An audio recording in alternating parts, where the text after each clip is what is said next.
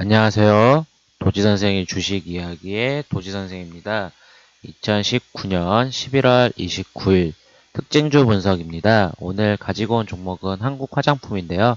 오늘 상한가를 기록을 했습니다. 그럼 한국 화장품에 대한 기업 정보부터 알아보도록 하겠습니다. 한국 화장품은 코스피에 상장한 회사로서 화장품을 제조해서 판매하는 회사입니다. 대표적인 중저가 브랜드로 알고 있으면 되시고요.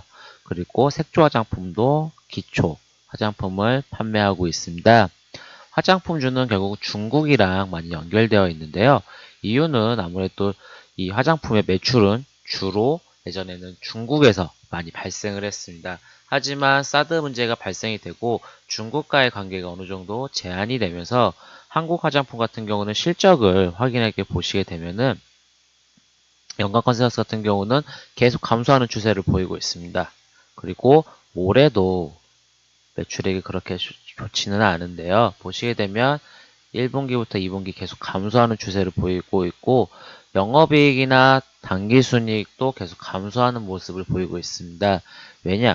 결국은 이 화장품 시장 자체가 예전에는 중국에서 매출이 엄청 많이 발생을 했는데 이런 중국의 보따리상 규제, 따이공이라고 하죠.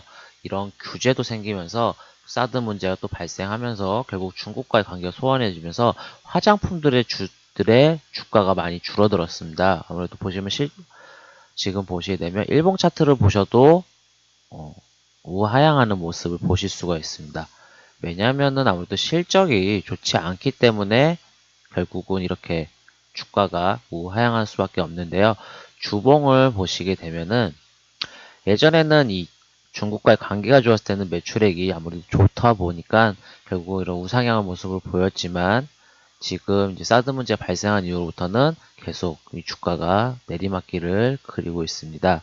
결국은 오늘 상한가를 기록한 이유는 어제 장 마감하고 이유가 있었는데요. 뉴스가 나왔는데요. 바로 이 왕의 중위 외교부장이 내일 다음 달 4일에서 5일 동안 방문을 한답니다. 결국은 이 왕이 외교부장이 방문한다는 이 소식에 의해서 한국 화장품 같은 경우는 전날 시간에 상한가를 기록을 했는데요.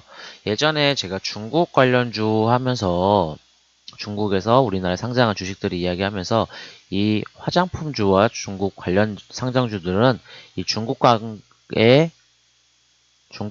관계가 좋아지게 되면 이 주가들이 움직이는 모습을 볼 수 있다고 그 전에 언급을 드렸습니다. 결국은 이 왕이 중국 외교 담당 국무위원 겸 외교부장이 한국을 방한을 하는데요. 2015년 이후입니다. 결국은 이 사드 이후 방문이 나다 보니까 이 중국과의 관계가 다시 한번 좋아질 수 있다라는 측면이 기대감에 의해서 주가가 강하게 상승을 했는데요. 한국 화장품 같은 경우에도 중국 매출이 시장이 어느 정도 다시 살아난다면 실적이 다시 살아날 수밖에 없다라는 그 기대감이 다시 한번 주가를 강하게 상한가를 말아 올렸는데요. 오늘 시장 자체가 코스피 같은 경우는 1.45%가 빠졌고 코스닥 같은 경우는 1.12%가 빠졌습니다. 주식시장이 그렇게 좋지 않았기 때문에 이런 수급이 몰리는 종목으로 계속 돈이 갈 수밖에 없기 때문에 오늘 크게 상승을 했는데요.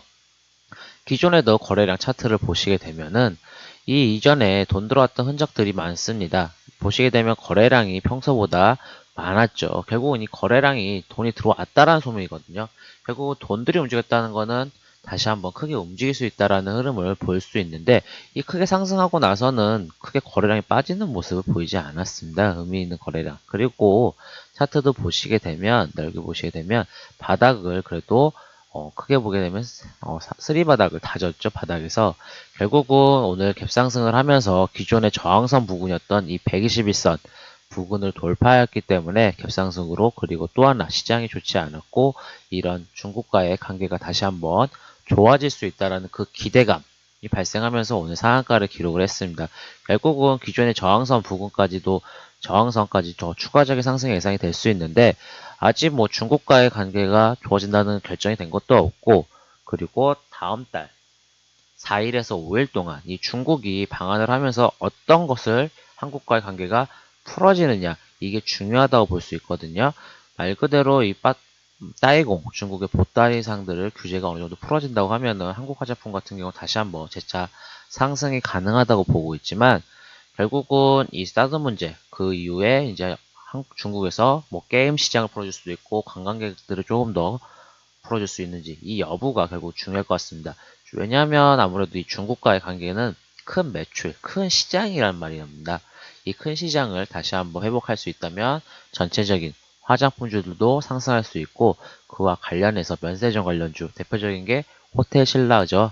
호텔 신라 같은 경우도 이 면세점 관련주이기 때문에 이 부분이 중요하다고 볼 수 있습니다.